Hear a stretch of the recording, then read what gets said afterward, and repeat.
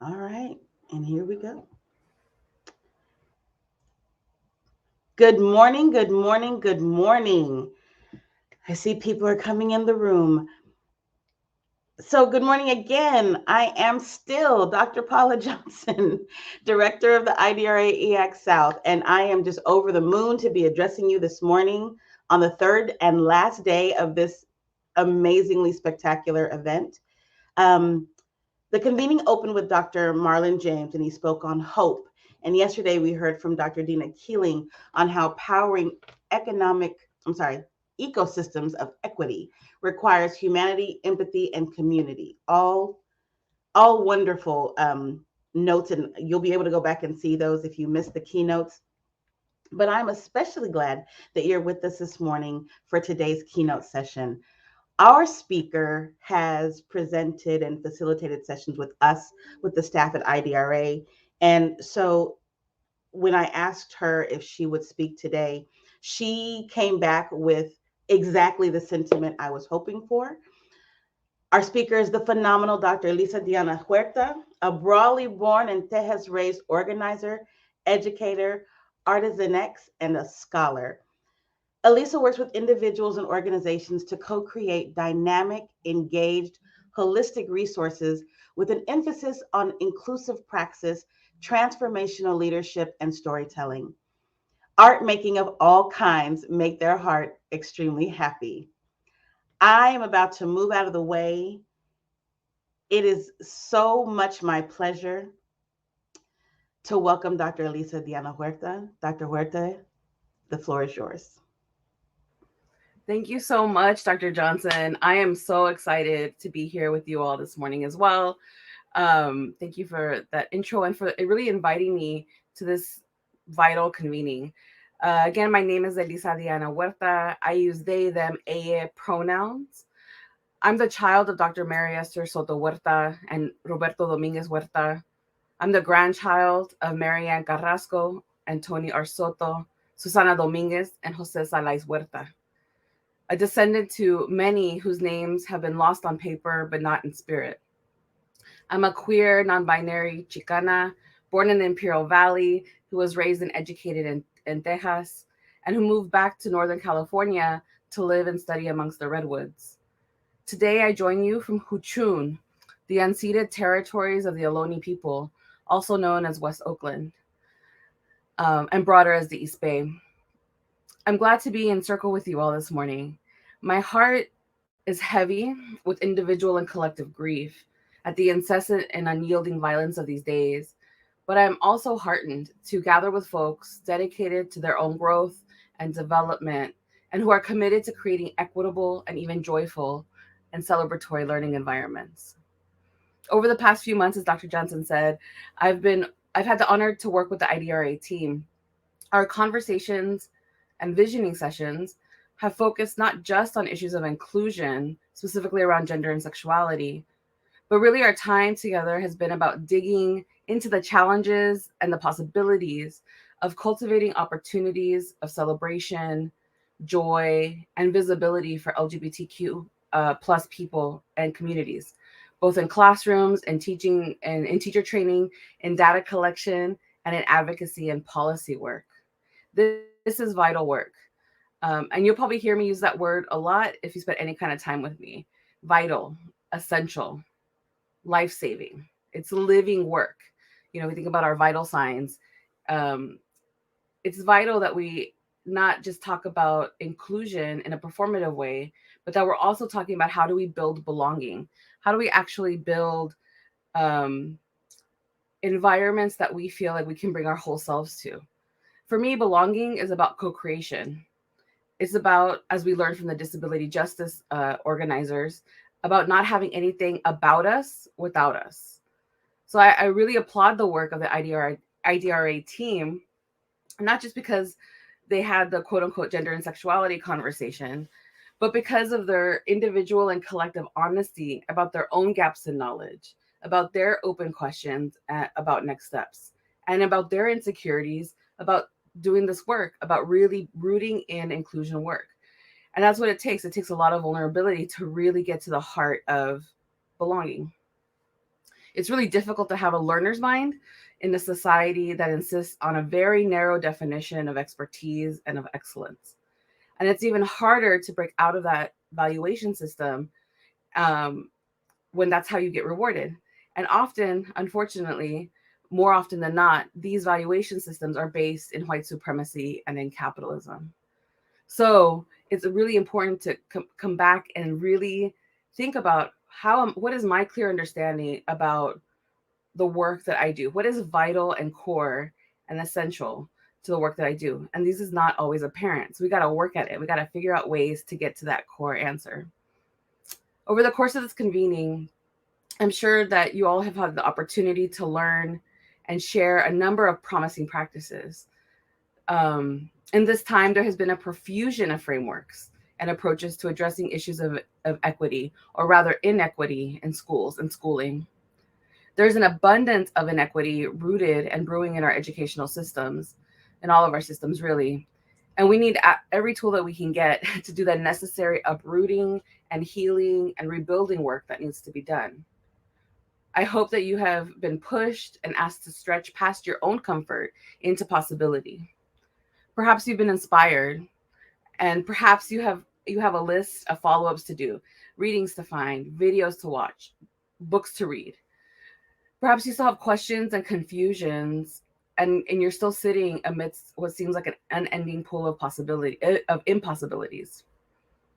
I often feel all these things all at once in my work, both the possibility and the challenge, the um, stretching out into new ways, and then the foreclosure of opportunity. This feeling is captured by the title of one of my favorite films this year. That's called Everything, Everywhere, All at Once. Indeed, everything, everywhere, all at once is coming at us. And it really does feel this way. And a never ending stream of no's, not yet. There's not funding for that. We can't, there's no way we can do that. Legislative attacks. We can see that those, of course, throughout the country, attacks um, on LGBTQ possibility, promise, opportunity.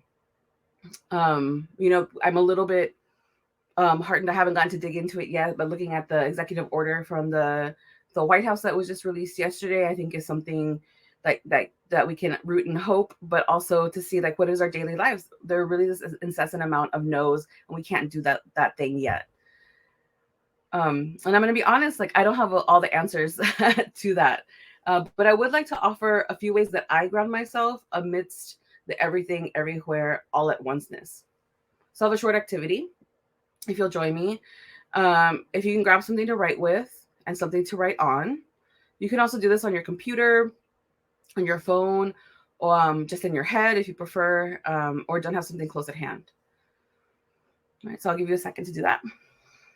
And then what you're going to do is write down on that piece of paper, kind of in the middle of the paper, my center is, and I ground in. My center is, and I ground in. And you can draw like a roomy circle around that. Something that you can write other things inside that circle.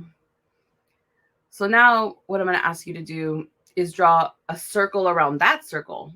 Also give yourself some space to write in that. And in that, now between those two circles, now you have a concentric circle, right? Circles that have a common center. And that common center is what you root in and your center. So in that circle, I want you to write the words, I connect through. Okay. And then you're going to draw one more circle around those two so that there's 3 concentric circles. And in that last circle, you're going to write, I offer. I offer. So again, the center circle is my center is, and I ground in. That's the center circle. The second circle, the next circle out is I connect through. And then the last circle is I offer. So what I want to offer you today is, or in the time that remains that we have together, is really to think about what is that approach. An opportunity to take a moment to think about where do I really how do I really and where do I really root in equity? Where do I root my equity work in? What is my soil? What nourishes you? So if things are coming to mind as you know, as we're talking today for your rest of the day, keep that close at hand and you can complete those sentences. My center is, I ground in. What is your soil? What nourishes you? I connect through. What is the way that you communicate that? What is the way that you express that centering, that grounding? And what are you offering out in the world? So one of the things I have found in doing equity work is often people start with that outer circle. This is what I do. This is what I'm dealing with. We're doing that external looking, right? We can do that systems operation check. We can talk about systems of oppression and power. We have that critical analysis.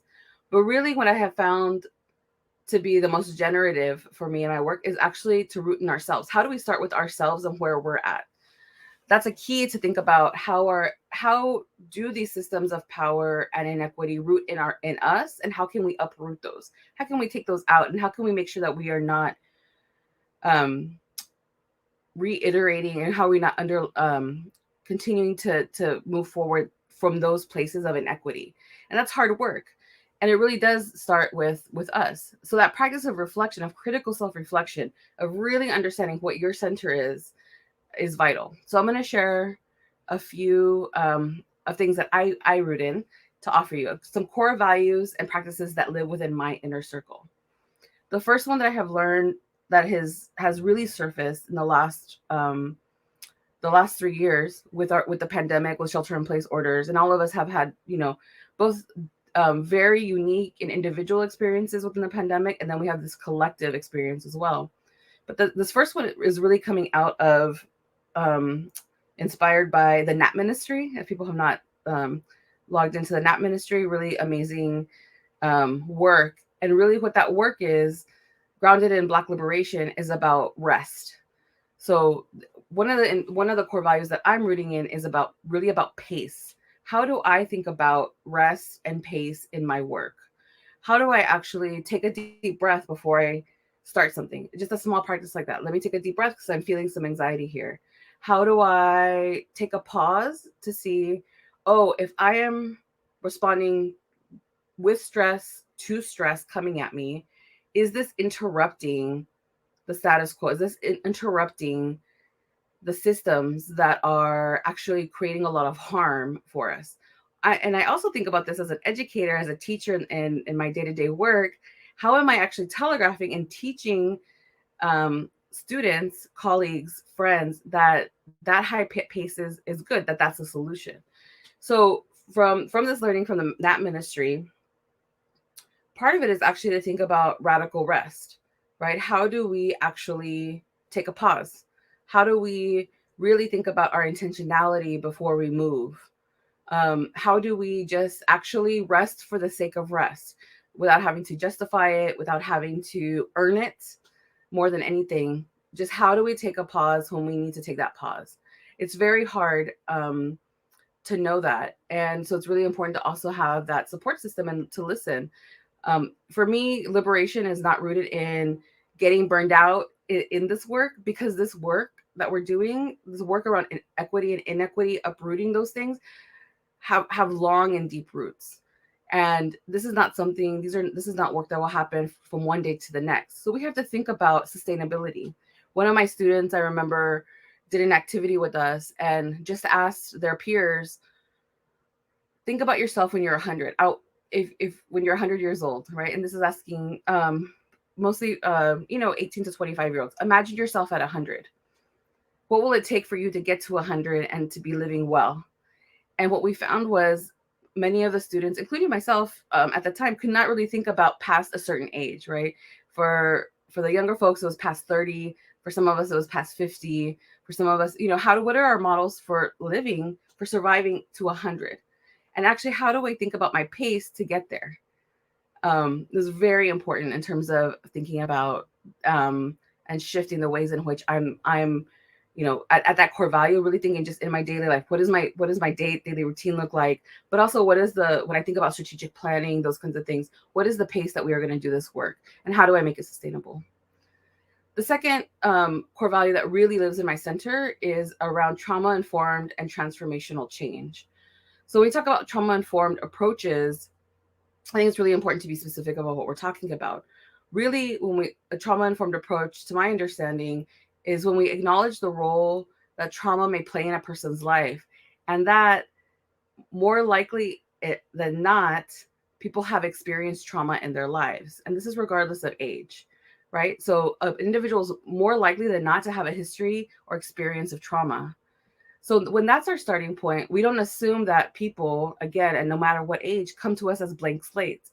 But often the ways that we are taught around, pedagogy and curriculum, there's kind of like, who is that imagined student? And sometimes that imagined student is a quote unquote blank slate. We're not accounting for all the lived experiences that folks have. And so we have to really think about, actually, because in our society, how are we honest about many of us have histories and experiences with trauma? I know very few people who don't. And then when we see those other, especially when we think about system impacted communities and individuals, I mean, there's very few people who are not touched by that. And we have to acknowledge that instead of, I think it's our jobs as educators not to work around that, but to work with it. How do we work with those harms? How do we understand how that affects really the ways that we come to each other and come into these spaces like a classroom?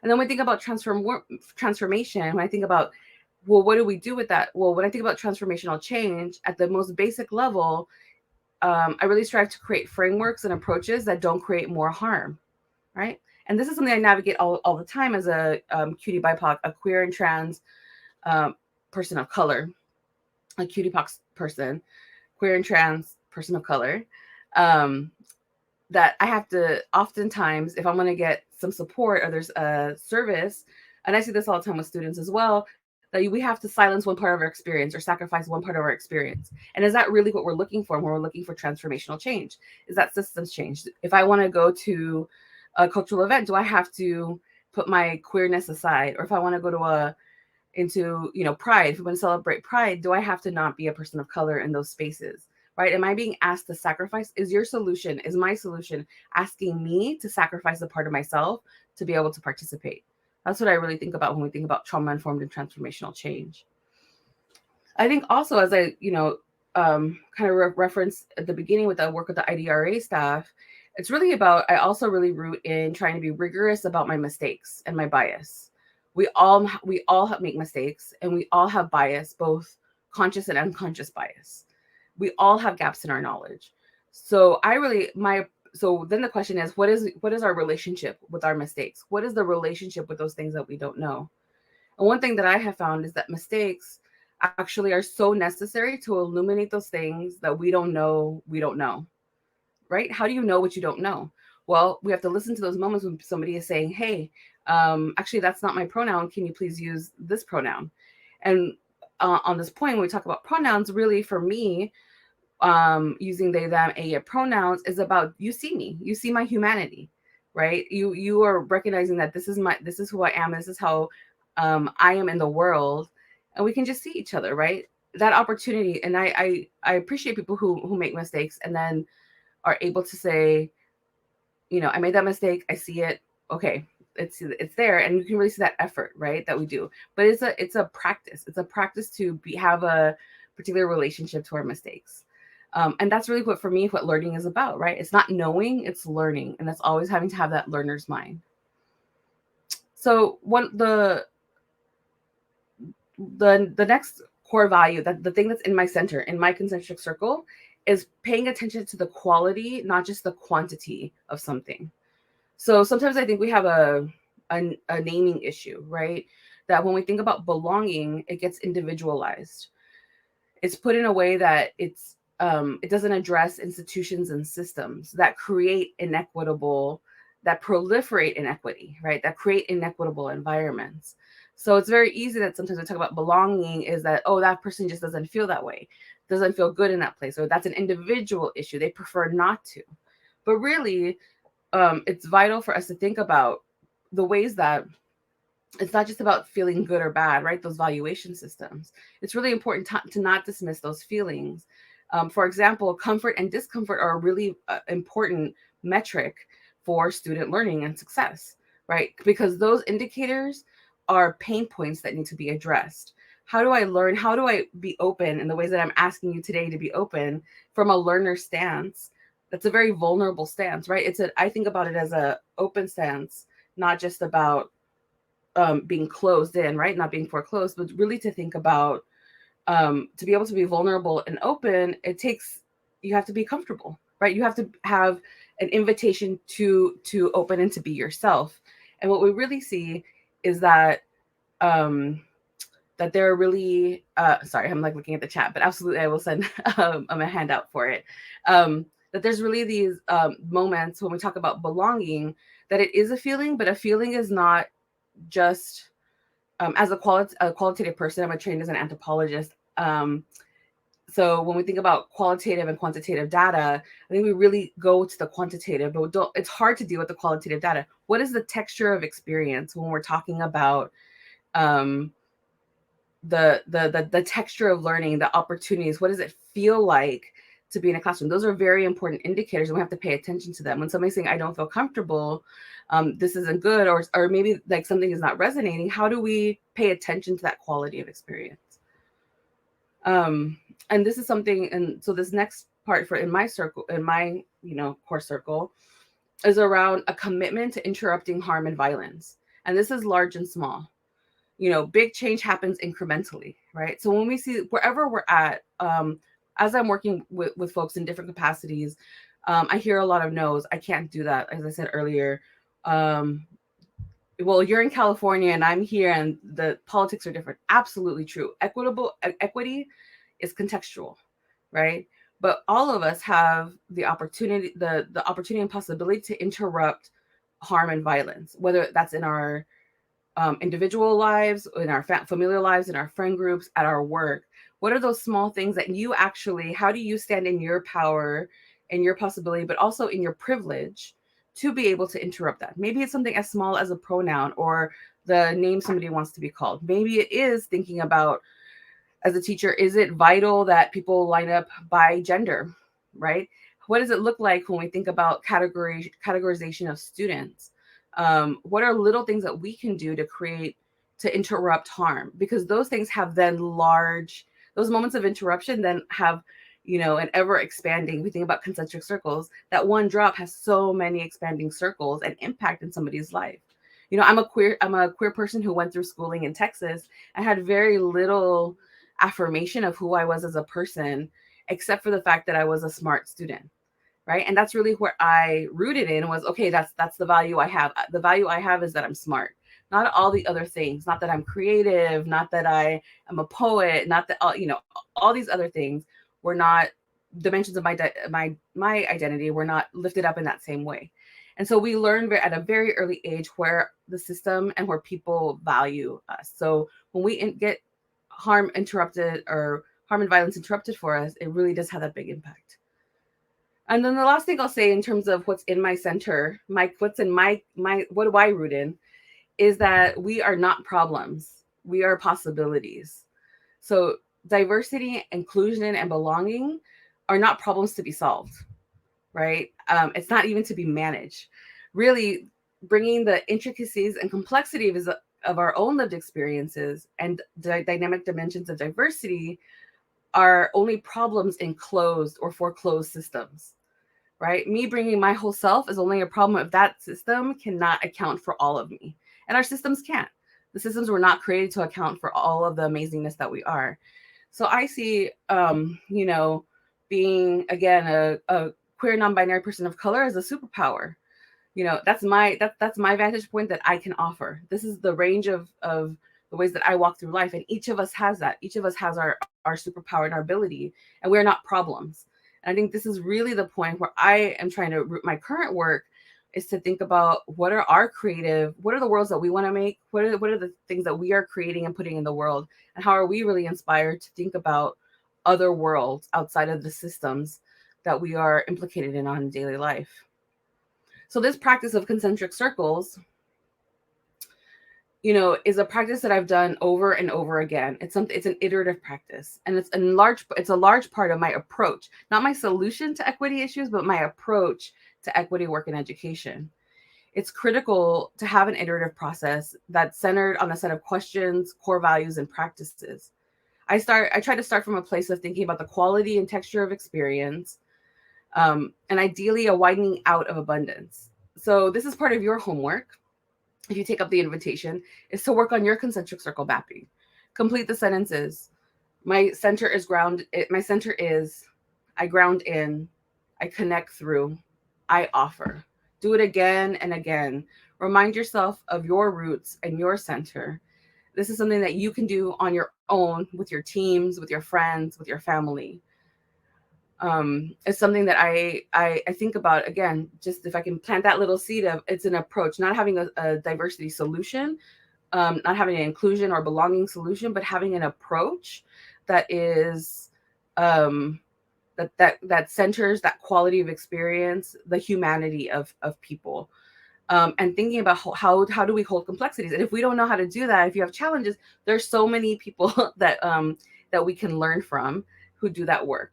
How do we hold that? So it's also, that's an opportunity to get like to teach yourself up in those areas.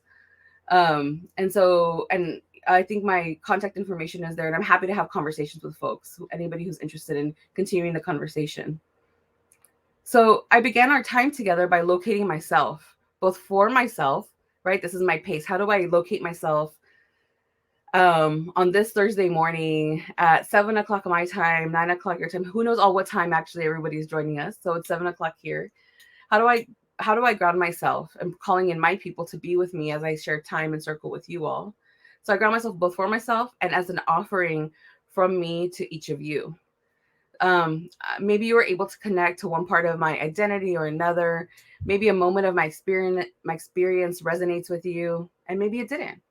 But what I hope it did do though was provide an opening for you to also bring yourself and your people and your experiences into this time together. It takes practice to bring all of me with me all the time, because indeed I am everything everywhere all at once, and I can also be deeply centered at the same time. So, not maybe all aspects of my identity are not always apparent, but they're also not hidden. They're here with me. I try to do the work of I try to work to resist partitioning myself, believing the lie that I can only come in pieces, right? That I can only attend or be present in pieces or one part of me. Um, and I don't believe in, I really resist that idea of partitioning my humanity. And so I'm not taking those lessons from the systems that only understand divisiveness, division, categorization. This is my touch point of return when chaos reigns and terror happens. This is my touch point and reminder as I work within systems of power and inequity. And so it is my hope that each of us is able to find and root in our center, that we can stretch from our centers towards each other in ways that birth possibilities for ourselves, our students, our colleagues, our schools, and our worlds. Thank you so much for spending this time with me this morning. And I hope you have a great third day of this convening. And again, thank you to Dr. Johnson and IDRA for including me in your world. Thank you so much, Dr. Huerta. I want to take a moment to personally thank you for reminding us of the importance of lifelong learning, of being vulnerable and admitting mistakes.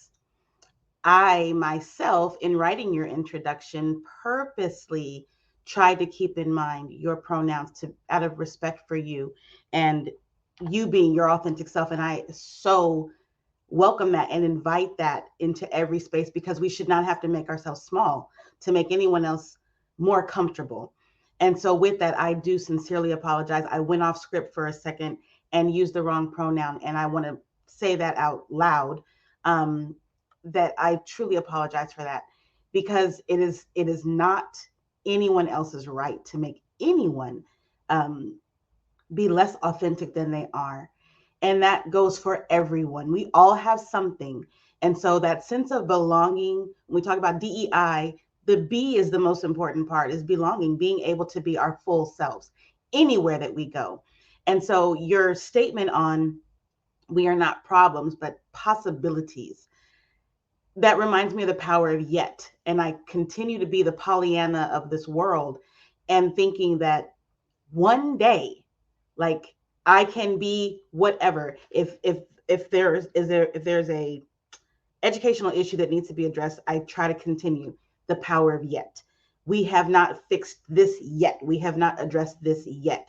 We have not made the strides that we want to yet, but it's that whole fix versus growth mindset that's really important for us to remember. We can do these things if we truly collectively come together and do that. And so I just want to say that it has been an amazing 2 days.